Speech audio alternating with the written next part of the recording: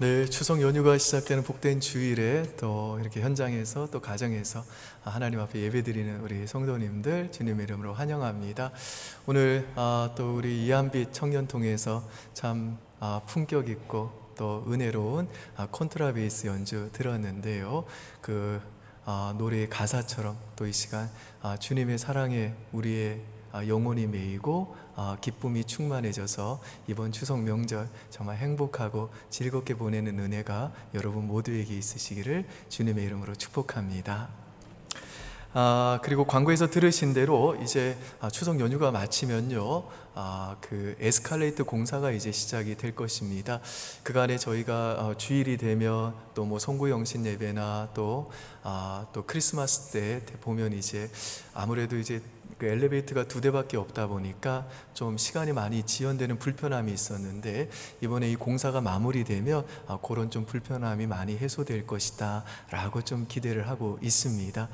그래서 12월 초에 이제 완공이 되면 또 이번 연말에 있을 크리스마스와 그리고 또 송구영신 예배 때는 조금 우리 성도님들이 편하게 예배를 좀 드릴 수 있지 않을까 좀 생각을 합니다. 안전하게 공사가 진행될 수 있도록 또 잘 마무리될 수 있도록 우리 성도님들께서 계속 기도해 주시기를 부탁드립니다. 우리는 지난 시간에 이 이스라엘 백성이 이 왕이신 하나님을 내쫓아버리고 인간 왕을 구하는 이 배은망덕한 죄를 범했음에도 불구하고 하나님은요, 자신의 그 크신 이름을 위해서 그 택한 자기 백성을 절대로 버리지 않는다라고 하는 이 말씀을 살펴보았습니다.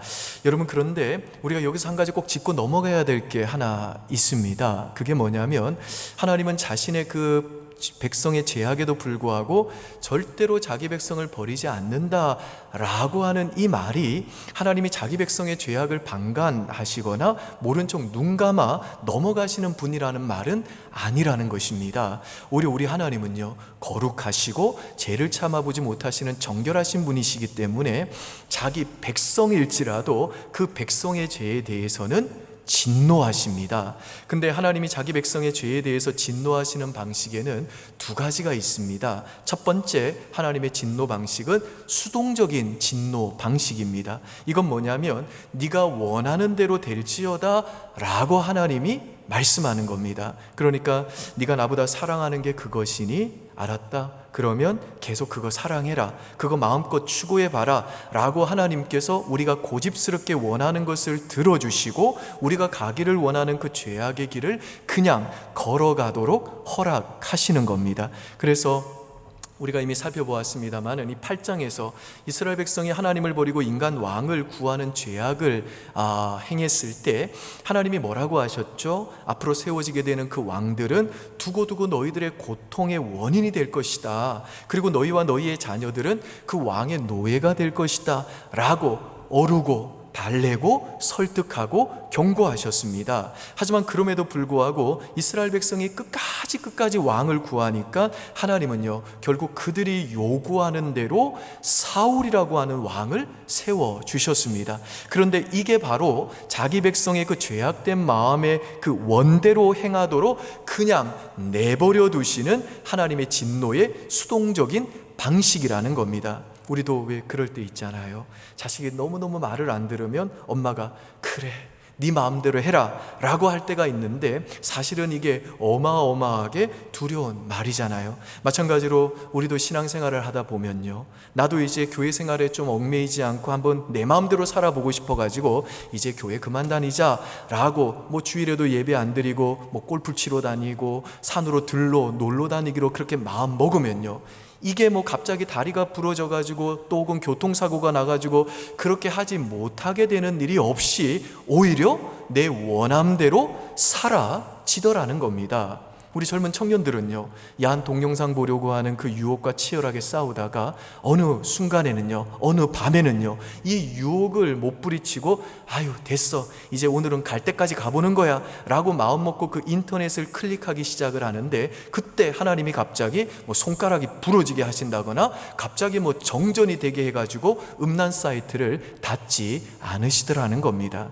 우리가 누군가를 미워할 때에도요, 이제는 내가 도저히 못 참겠다, 내 마음이 시키는 대로 내 아내한테, 내 남편한테, 내 아이들한테 이제는 그간 쌓였던 내 분노 다 쏟아부리겠다 라고 마음의 결단을 하면 갑자기 하나님이 내가 말을 못하게 만들지 않으시고 그냥 내 기분대로 독한 말을 쏟아내가지고 결국에는 사랑하는 사람의 그 마음에 지울 수 없는 상처를 주게 되더라는 겁니다.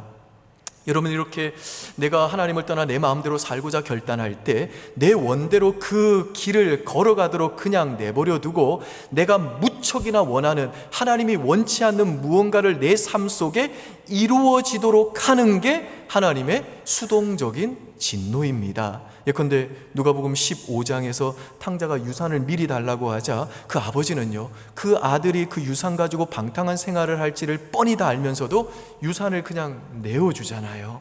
한번 가보라는 거예요. 근데 그 이유는 뭐냐면 한번 네 마음대로 살아보면서 이 세상의 것들을 추구하는 게 얼마나 헛된 일인지, 그리고 아버지의 품이 얼마나 좋은 것인지를 깨닫고 다시 아버지 집으로 돌아오게 하기 위해서였다라는 겁니다. 실제로 탕자는요, 그 방탕한 삶을 통해서 쓰디쓴 인생을 맛보잖아요. 그러면서 인생 별거 없구나, 즐겁게 보이는 게 별거 아니었구나, 이게 나한테 결코 유익한 게 아니구나 라는 걸 깨닫고 하나님 앞에 회개하고 결국 그 아버지 집으로 돌아오게 됩니다. 그러니까 하나님께서 우리에게 때로는 그래, 네 마음대로 한번 살아봐라 라고 우리가 고집스럽게 선택한 그 죄악의 길을 가도록 내버려 두시는 이 수동적인 진노에는요, 하나님이 진짜 우리를 내치려고 하시는, 우리를 버리려고 하시는 그 하나님의 의도가 담겨져 있는 게 아니라 우리를 다시 하나님의 품으로 돌아오게 하시려는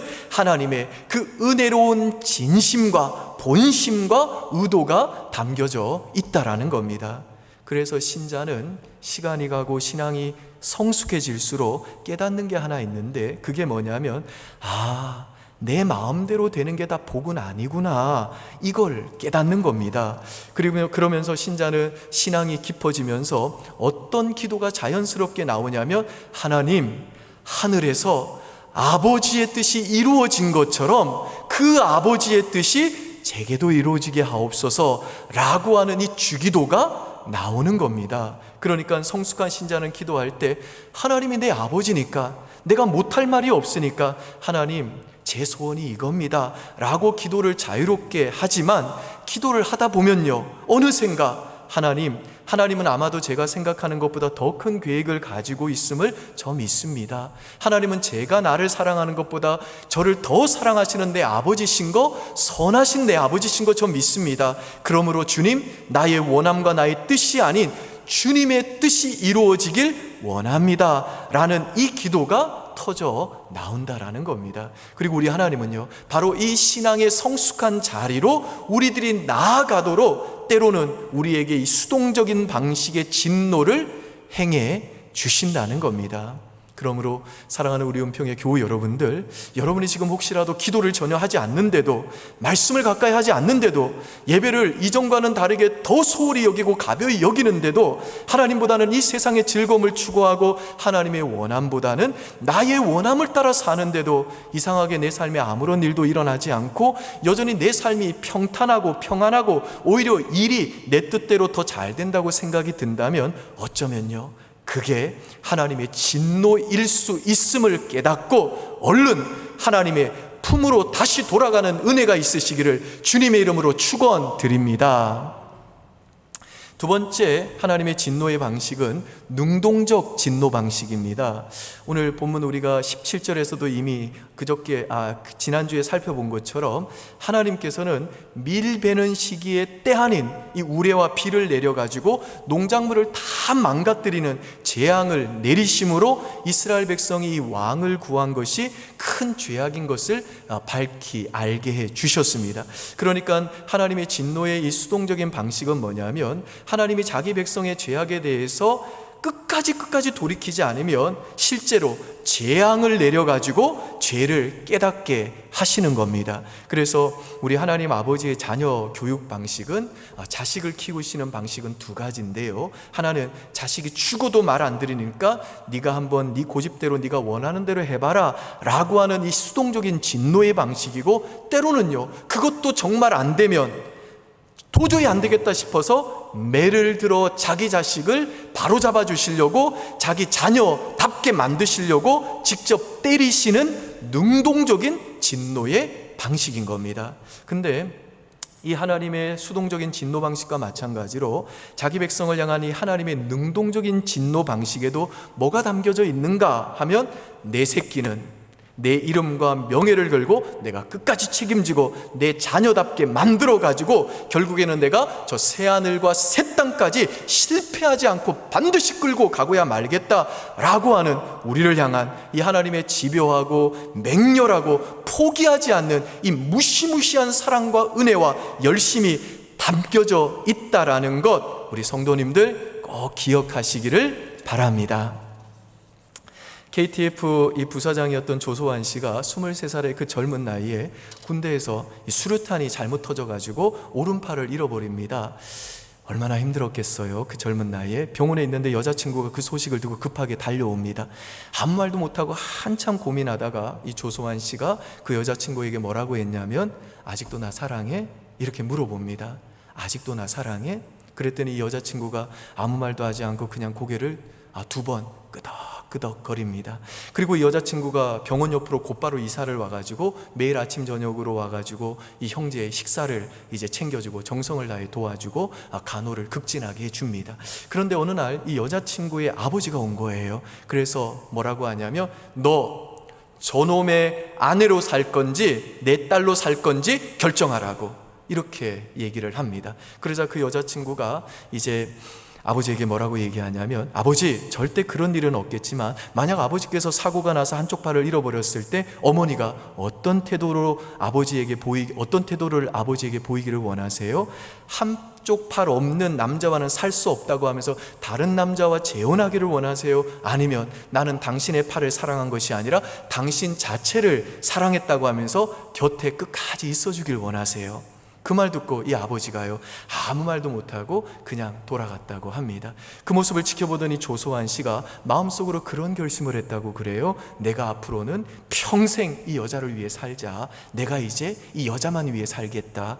여러분, 받을 수 없는 사랑을 받은 사람은요 이제 더 이상 자기 자신을 위해 살지 않습니다. 뭘 해도 이제는 내게 그 받을 수 없는 사랑을 베풀어준 그 사람을 생각하며 그 사람을 위해서 살게 되어 있는 겁니다. 여러분, 예수님은요 십자가에 달리실 때 단 한 번도 채찍에 맞으면서 아이고 내 등아 내 등아 라고 외친 적이 없습니다. 예수님은 가시관을 쓰실 때에도 아이고 내 머리야 내 머리야 라고 말한 적이 없습니다. 그리고 손가발에 못이 박힐 때에도 예수님은 한 번도요 단 한 번도 아이고 내 손아 내 봐라 아이고 내 손아 내 봐라 이렇게 외친 적이 한 번도 없습니다.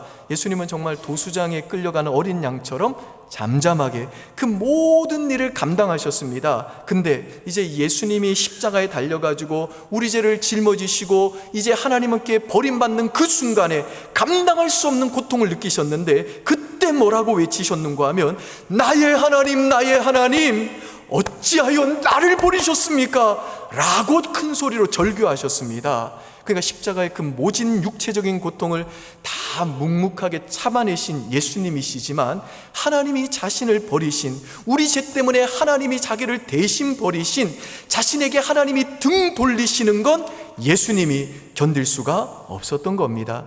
영원 전부터 누려왔던 그 하나님과의 친밀한 사랑, 한 번도 끊어져 본 적이 없었던 하나님과의 그 친밀한 사귐의 관계가 끊긴 것은 예수님도요 견딜 수가 없었던 겁니다. 그러니까 하나님께서 예수님을 버리신 그 순간, 그렇게 기진맥진해 있던 그 육체의 연약함 속에 있었던 우리 주님이시지만 큰 소리로 질러야만큼 예수님께는 이 하나님께 버림받는 고통이 너무나도 컸다라는 겁니다.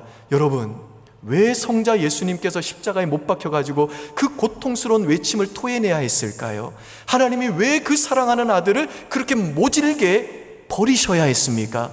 우리를 구원하사 자기 자녀 삼아가지고 우리를 절대로 버리지 아니하시고, 못나고 패역한 모습이 우리에게 있을 때라도 하나님의 그 수동적이고 능동적인 진노를 통해서라도 우리를 하나님 자녀답게 만들어가지고 저 새하늘과 새 땅께까지 우리를 끌고 가셔서 그 영원한 하나님 나라에서 영원토록 우리와 함께 하시려고 하나님이여 100번, 1000번, 10,000번 버려도 마땅한 우리 버리지 않고 대신에 그 아들 버리신 겁니다.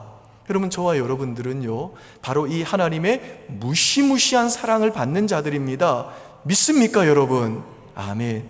여러분, 우리가 이걸 진짜 믿는다면요, 이걸 우리가 진짜 믿는다면요, 이 받을 수 없는 이 무시무시한 사랑을 받은 자답게 이제는 더 이상 나를 위해 사는 게 아니라, 세상의 즐거움 위해 사는 게 아니라, 제약조차 사는 게 아니라, 무엇을 해도 이제는 오직 하나님의 영광만 위해서, 예수 그리스도를 위해서 정말 사는 하나님의 백성이 되어야 될 줄 믿습니다. 아멘. 자, 이와 같이 사무엘 선지자는 이 이스라엘 백성을 향해서 하나님은 택한 자기 백성, 자신의 크신 이름 때문에 절대로 버리지 않는다라고 하는 이 복된 소식을 전한 다음에 이제는요, 그 못난 패역한 이스라엘 백성의 지도자로서 그들이 비록 그렇게 못난 백성일지라도 자신은 절대로 그들을 위해서 기도하기를 신은 죄를 범치 않겠다라고 하는 위대한 결단을 선포합니다. 23절에서 25절 저와 여러분 한 절씩 한번 읽겠습니다. 23절 제가 읽을게요. 나는 너희를 위하여 기도하기를 신은 죄를 여호와 앞에 결단코 범하지 아니하고 선하고 의로운 길을 너희에게 가르칠 것인즉,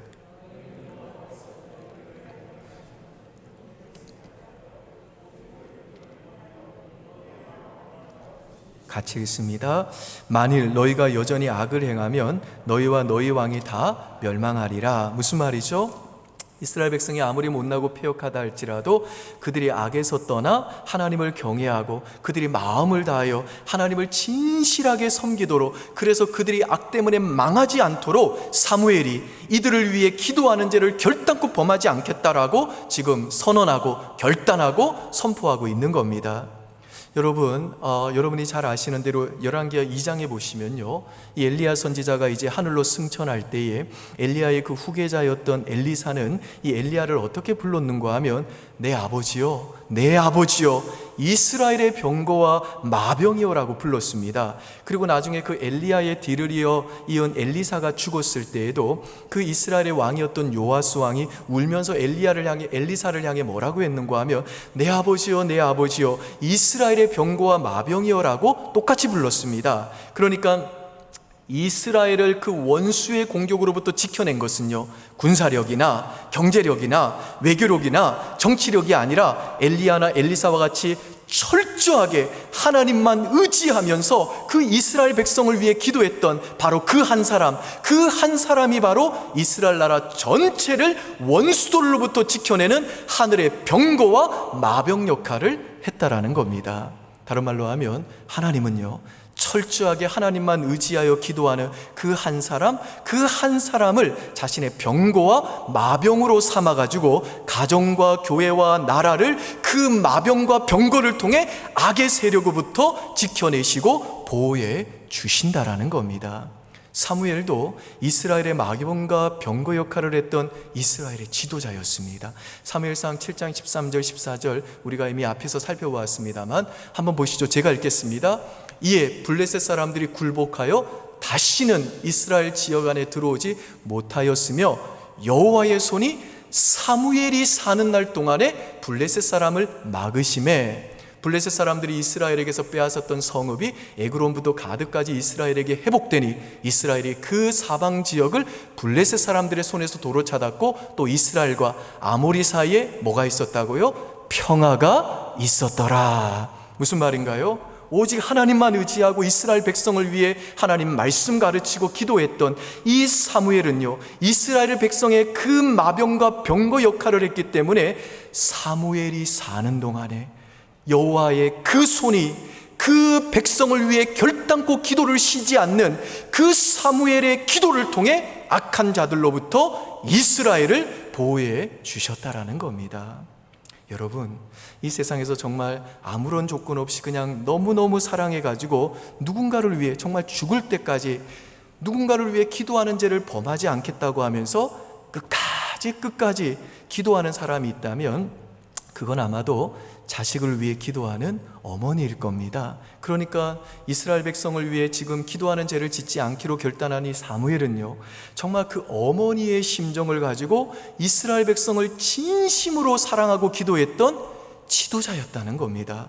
그런 점에서 저는 명절이 올 때마다 여러분에게 가끔 말씀드립니다마는 항상 이 세상에서 저를 가장 사랑하셨지만 더 이상 제 곁에 안 계시는 저희 어머니가 참 많이 그립습니다. 그리고 우리 엄마가 아직 살아계셨다면 그 누구보다도 내가 목회하는 거 너무너무 기뻐하시고 정말 내 목회 정말 잘 감당할 수 있도록 날마다 열심히 기도해 줄 텐데 라고 하는 그 아쉬움이 저한테 있습니다. 그런데 저희 권사님들 중에서는요, 그런 저를 불쌍히 여겨가지고 저한테 가끔 그러세요. 목사님 제가 목사님 어머니 되어 드릴게요. 제가 열심히 목사님 위해서 기도해 드릴게요. 또 어떤 분들은요, 목사님 누가 벌써 목사님 어머니 되어 드린다고 했다면서요. 그러면 제가 장모님 되어 드릴게요.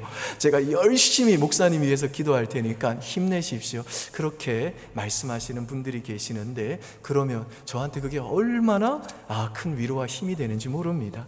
여러분 한번 생각해 보세요. 여러분이 이 험악한 세상 살아가는데 누군가가 여러분을 위해서 사무엘처럼 제가 당신을 위해서 기도하는 죄를 결단코 범하지 않겠습니다 라고 정말 여러분을 위해 간절하게 그렇게 기도하는 사람이 있다면 그게 여러분에게 얼마나 든든한 위로와 힘이 되겠습니까? 그런 점에서 저는 오늘 이 설교를 들으시는 우리 아버지들, 또 어머니들, 그리고 우리 할아버지들, 할머니들, 정말 이 시간 오늘 이 말씀 마음에 깊이 새기시면서 오늘 이 시간에 정말 내가 내 가정을 위해, 내 자식들을 위해 사무엘처럼 기도하는 내 가정의 마병과 병거가 되겠다라고 결단하는 은혜가 있으시기를 주님의 이름으로 간곡히 축복합니다. 특별히 코로나가 장기화되면서 요즘 한국교회가 너무 많이 힘들어요.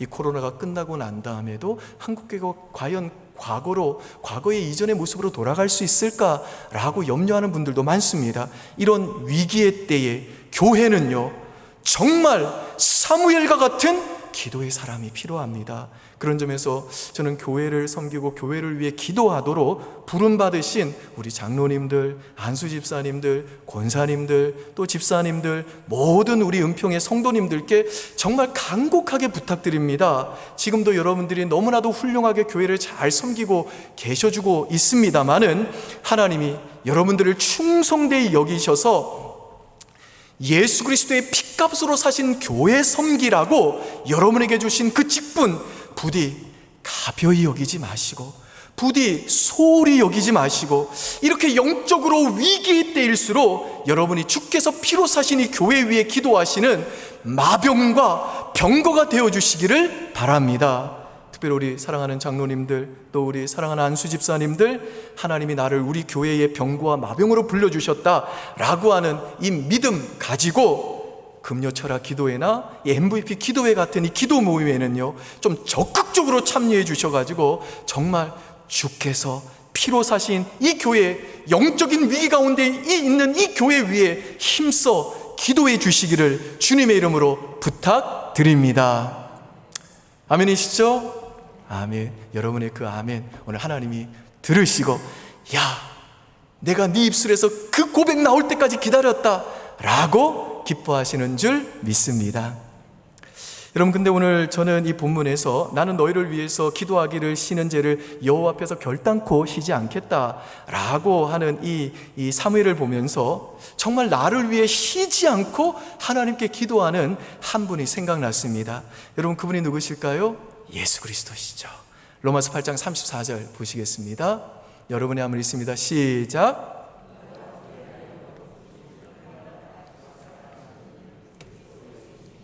그는 하나님 우편에 계신 자요 우리를 위해서 간구하시는 자신이라. 아멘. 여기서 간구한다라고 하는 이 말은 기도한다라는 뜻입니다. 즉 예수님은 지금도 하나님 우편에서 저와 여러분을 위해서 쉬지 않고 기도하신다는 겁니다. 예수님이 우리를 위해 뭘 기도하실까요? 예수님은요, 우리들이 이 땅을 사는 동안 이 악한 세상에서도 믿음을 끝까지 놓지 않고 끝까지 지키도록 악으로부터 보존해 주시고, 하나님의 말씀인 이 진리를 통해 끊임없이 우리들이 하나님의 자녀답게 예수 그리스도의 그 신부답게 거룩하게 되어 결국에는 우리의 구원이 완성되는 저 새하늘과 새 땅, 저 영광의 자리에까지 이루도록 하기 위해서, 그 일이 실패되지 않게 하기 위해서 하나님 아버지께 쉬지 않고 기도하신다는 겁니다. 그래서 여러분, 예수 믿는 저와 여러분들은 어떤 자들인가 하면요, 우리의 진정한 마병과 병거 되시는 이 예수님의 이 능력 있고 실패하지 않는 이 기도 때문에라도 반드시 저 새하늘과 새 땅까지 가고야만은 복된 운명이라는 거 우리 성도님들 믿으시기를 바랍니다. 자, 그러면 예수님이 지금도 하나님 우편에서 우리를 위해 그렇게 쉬지 않고 기도하시는 이유가 뭘까요? 요한복음 13장 1절 한번 보실까요?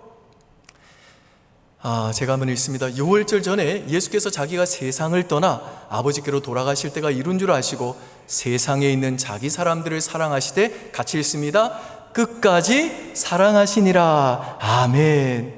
여기서 이 끝까지라고 하는 이 말은 생명이 다하기까지라는 뜻입니다. 근데 어떤 분이 이 말씀을 어떻게 해석했는가 하면, 이 말씀은 예수님이 이 세상을 떠나는 그 마지막 순간까지라는 뜻도 있지만, 예수 믿는 저와 여러분들이, 그 예수의 제자들이 이 세상을 사는 마지막 날까지라는 뜻도 포함되어 있다고 그랬습니다. 더 나아가서 이 끝까지라는 말에는 어떤 형편에서든지 라는 뜻도 포함되어 있다고 했습니다. 그러니까 쉽게 말해서 이 끝까지라고 하는 이 말은, 예수님은 우리를 사랑하시되 우리가 이 세상을 떠나는 그 마지막 순간까지, 사망의 음침한 골짜기를 지나가는 그 순간까지 우리를 끝까지 사랑하시고, 어떤 형편에서든지 우리를 완벽하게 사랑하시고 영원토록 우리를 사랑하신다는 겁니다. 그리고 우리를 향한 이 끝까지의 이 사랑 때문에 예수님은요, 어미의 심정으로 우리가 이 세상을 떠나는 그 순간까지 쉬지 않고 하늘에서 우리를 위해 기도해 주신다라는 겁니다. 몇 년 전에 74세 된 할머니신데요, 이분이 어릴 적에 어려운 가정 형편 때문에 한글을 못 깨우쳤어요. 그런데 7순이 넘은 이 할머니가 마을에 있는 이제 그 한글 학교에서 글을 배우셔가지고 먼저 돌아가신 할아버지를 향해서 생애 처음으로 직접 손으로 편지를 쓰셨습니다. 그 내용이 이래요. 한번 보시죠. 먼저 가신 영감님에게 첫 편지.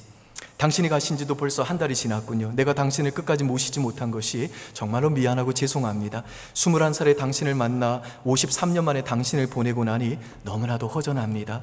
나 혼자 사는 것이 이렇게 외로운 줄 정말 몰랐습니다.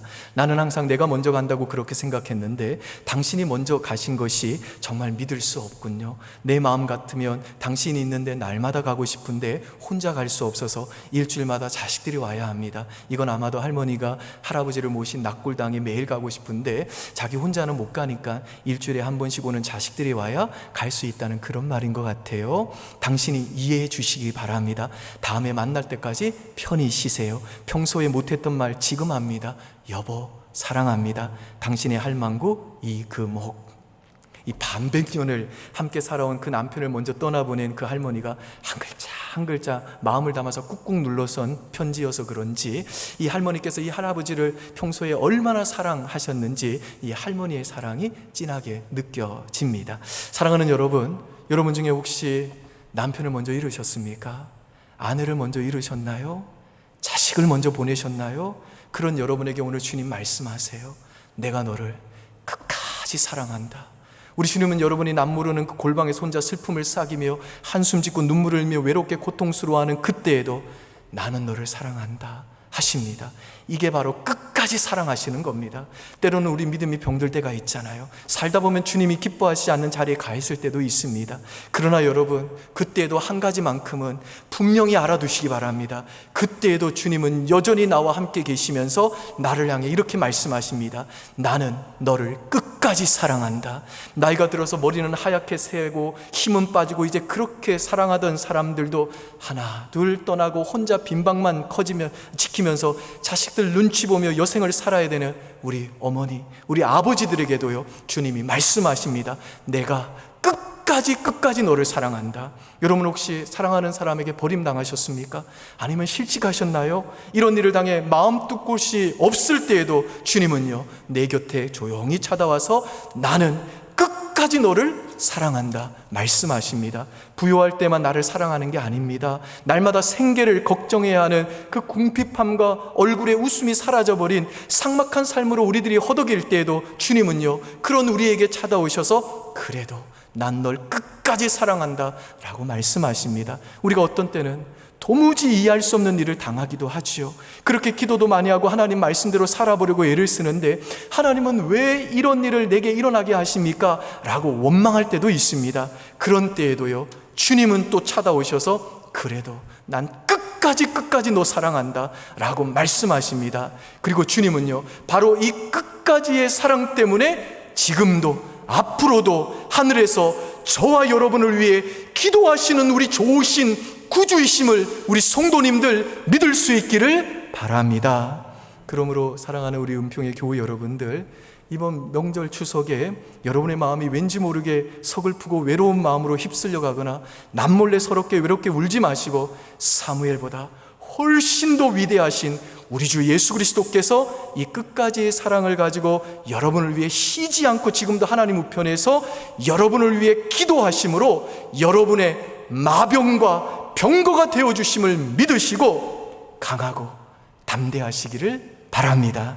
그리고 우리를 절대로 버리지 않으시고 수동적, 능동적 진노를 통해서라도 결국에는 우리를 하나님 자녀답게 만들어 가시고 결국에는 저 새하늘과 새 땅으로 우리를 끌고 가시고야 마시는 이 전능하고 신실하신 하나님을 아버지로 모시고 사는 하나님 자녀답게 넉넉한 가슴으로 형제들과 친척들 조건 없이 품어주시고 사랑해주시고 배려해 주시고 섬기시고 그들에게 예수를 증거하시고 그들을 위해 기도해 주는 그런 아름답고 멋진 명절 보내는 저와 여러분 되시기를 우리 주 예수 그리스도의 이름으로 축원드립니다. 아멘.